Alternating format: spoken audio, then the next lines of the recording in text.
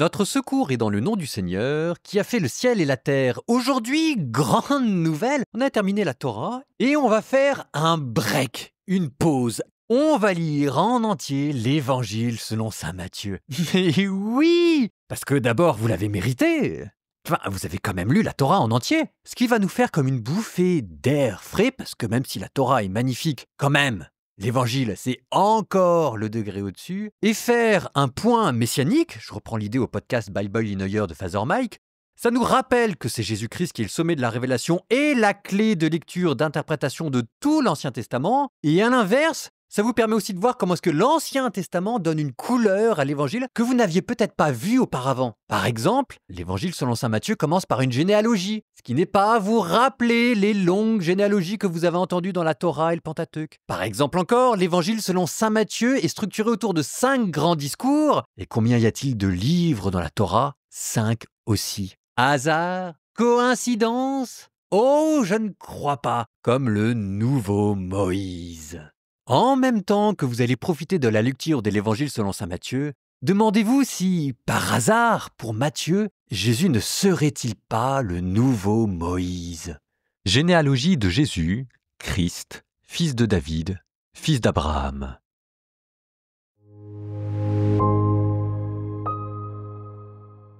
Abraham engendra Isaac. Isaac engendra Jacob. Jacob engendra Juda et ses frères. Juda, de son union avec Tamar, engendra Pharès et Zara. Pharès engendra Échrom. Échrom engendra Aram. Aram engendra Aminadab. Aminadab engendra Naasson. Naasson engendra Salmon. Salmon, de son union avec Rahab, engendra Boz. Boz, de son union avec Ruth, engendra Jobed. Jobed engendra Jessé. Jessé engendra le roi David.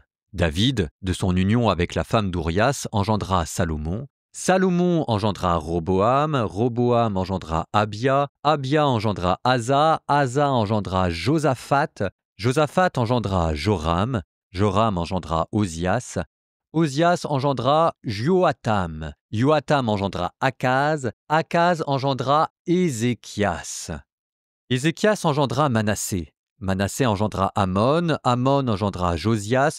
Josias engendra Jéconias et ses frères à l'époque de l'exil à Babylone. Après l'exil à Babylone, Jéconias engendra Salathiel. Salathiel engendra Zorobabel. Zorobabel engendra Abioud. Abioud engendra Eliakim. Eliakim engendra Azor. Azor engendra Sadoc. Sadoc engendra Hakim. Hakim engendra Élioud. Élioud engendra Éléazar. Éléazar engendra Mathan. Mathan engendra Jacob. Jacob engendra Joseph, l'époux de Marie, de laquelle fut engendré Jésus, que l'on appelle Christ. Le nombre total des générations est donc, depuis Abraham jusqu'à David, 14 générations. Depuis David jusqu'à l'exil à Babylone, 14 générations. Depuis l'exil à Babylone jusqu'au Christ, 14 générations. Or, voici comment fut engendré Jésus-Christ. Marie, sa mère, avait été accordée en mariage à Joseph.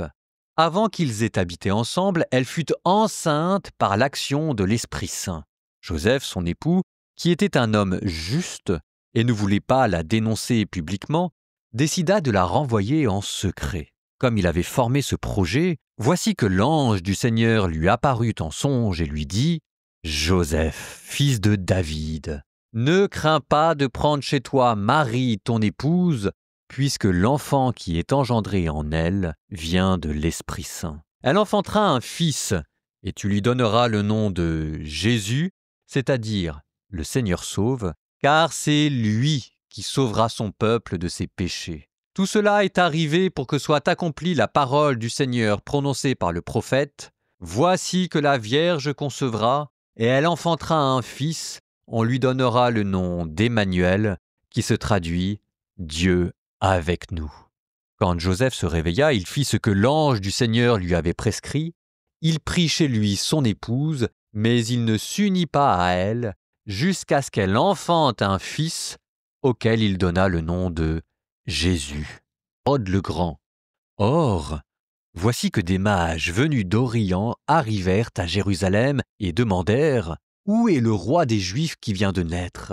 Nous avons vu son étoile à l'Orient et nous sommes venus nous prosterner devant lui. » En apprenant cela, le roi Hérode fut bouleversé, et tout Jérusalem avec lui. Il réunit tous les grands prêtres et les scribes du peuple pour leur demander où devait naître le Christ. Ils lui répondirent « À Bethléem en Judée. Car voici ce qui est écrit par le prophète.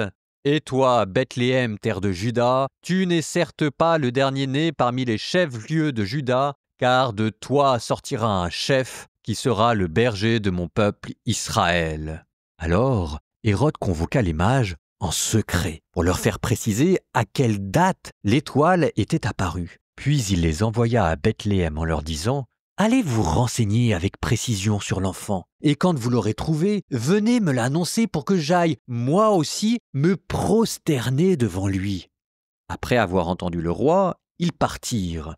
Et voici que l'étoile qu'ils avaient vue à l'Orient les précédait, jusqu'à ce qu'elle vienne s'arrêter au-dessus de l'endroit où se trouvait l'enfant. Quand ils virent l'étoile, ils se réjouirent d'une très grande joie. Ils entrèrent dans la maison, ils virent l'enfant avec Marie, sa mère, et, tombant à ses pieds, ils se prosternèrent devant lui. Ils ouvrirent leur coffret et lui offrirent leurs présents, de l'or, de l'encens et de la myrrhe. Mais, avertis en songe de ne pas retourner chez Hérode, ils regagnèrent leur pays par un autre chemin. Après leur départ, voici que l'ange du Seigneur apparaît en songe à Joseph et lui dit « Lève-toi, prends l'enfant et sa mère et fuis en Égypte.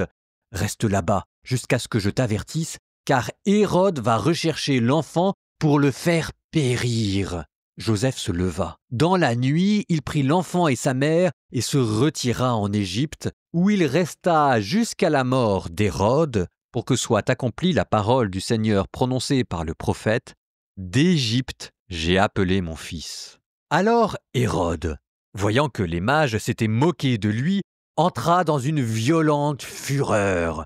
Il envoya tuer tous les enfants jusqu'à l'âge de 2 ans à Bethléem et dans toute la région, d'après la date qu'il s'était fait préciser par les mages. Alors fut accomplie la parole prononcée par le prophète Jérémie.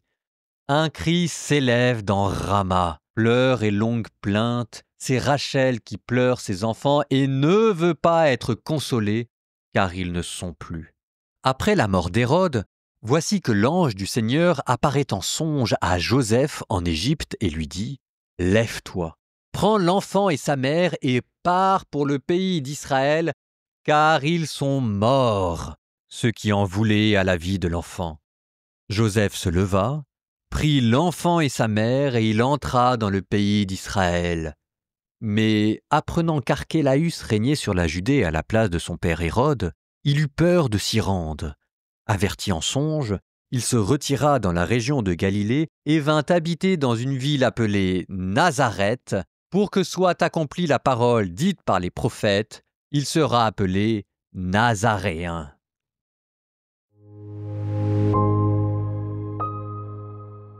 Regardez tous les liens qu'il y a entre la Torah et le chapitre que vous venez d'entendre. Par exemple, la généalogie. Il y en a plein dans la Torah. On commence par une généalogie. Puis même le mot de généalogie, Genèse, qui vous renvoie au premier livre de la Bible, la création du monde, ça recommence avec Jésus. Ensuite, la figure de Joseph. Le Joseph de l'Ancien Testament, le Joseph, le père adoptif de Jésus, les deux ont des songes, les deux partent en Égypte. Ensuite, vous aviez les rois mages. Les rois mages, souvenez-vous, c'était la prophétie de Balaam. Et puis, vous aviez cette phrase-là, c'est d'Égypte que j'ai appelé mon fils. Ça, c'était la sortie du peuple hébreu du pharaon. Les gens ronchons trouvent cette généalogie ennuyeuse. Mais pas vous! Pas vous qui avez maintenant écouté ces 5 premiers livres de la Torah. Vous savez, vous, ce qu'il y a derrière. Vous savez que tout est dans des détails. Par exemple, il y a combien de femmes dans cette généalogie? Il y en a 3. Et elles ont chacun un rôle bien particulier, une histoire à chaque fois bien particulière. C'est elles qui ouvrent la généalogie de Jésus aux nations environnantes.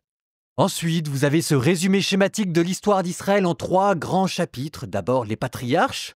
Ça, c'était la Torah, et donc toute cette longue suite de noms vous a rappelé des épisodes. Et puis ensuite, c'est un petit spoiler de ce qui va venir dans la suite de ce podcast, Il y aura l'histoire des rois d'Israël, David, Salomon, dont nous parlerons après l'Évangile selon saint Matthieu, jusqu'à ce que Dieu tape du poing sur la table devant les prévarications du peuple et du roi d'Israël pour déporter tout ce beau monde à Babylone. Mais chut, on n'en est pas encore là. Et ensuite, au bout de cette généalogie, la figure de Joseph qui émerge, que la Bible nous présente comme un juste, c'est-à-dire l'idéal de sainteté de l'Ancien Testament. Arrêtons-nous 2 secondes sur Joseph. C'est quand même une très belle figure pour nous, de sainteté. Je me dis qu'on se sent peut-être pas tous de grands mystiques ou de grands saints, mais avec cette figure de Joseph qui essaye tout simplement de prendre soin de sa famille, de faire son boulot d'homme, il y a un modèle qui paraît étonnamment proche de nous et de nos soucis quotidiens, droit dans ses bottes. Enfin, il essaye de bien faire le boulot, quoi.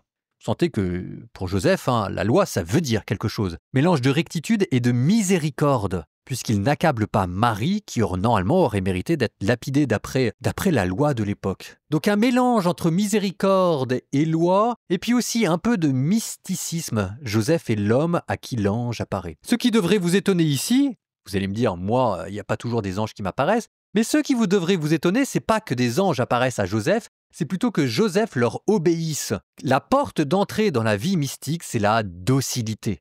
Un ange apparaît à Joseph et Joseph tout de suite se lève et déménage sur le champ. Si nous étions davantage dociles à Dieu, dociles à sa parole, à sa volonté et dociles aux intuitions que la grâce met en nos cœurs, certainement que là vous verriez aussi des anges vous apparaître.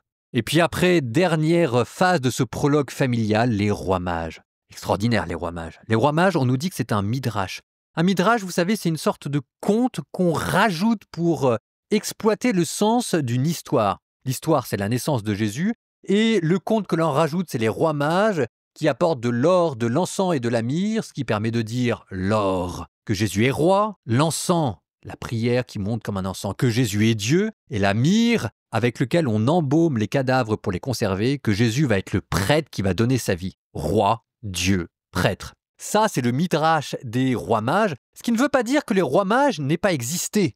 Il existait des mages en Perse au temps de Jésus, et ce que vous pourrez dire, l'archéologie astronomique avec quelqu'un comme Molnar qui a fait les études en 81, on a retrouvé dans le ciel d'Israël en l'an -6 des constellations qui, d'après le calendrier astrologique, auraient très bien pu mettre en route des mages juifs restés en Perse. Voilà pour le commentaire de ce prologue. Nous passons maintenant à transition poétique à un psaume. J'ai choisi, pour nous accompagner tout au long de l'Évangile selon saint Matthieu, des strophes du psaume 118 numérotation grecque, 119 numérotation hébraïque, ce que l'on appelle le psaume de la loi divine.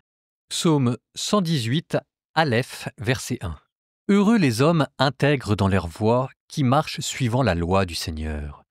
Heureux ceux qui gardent ses exigences, ils le cherchent de tout cœur. Jamais ils ne commettent d'injustice, ils marchent dans ses voies. Toi, tu promulgues des préceptes à observer entièrement. Puissent mes voies s'affermir à observer tes commandements. Ainsi je ne serai pas humilié quand je contemple tes volontés. D'un cœur droit je pourrai te rendre grâce, instruit de tes justes décisions. Tes commandements, je les observe, ne m'abandonne pas entièrement.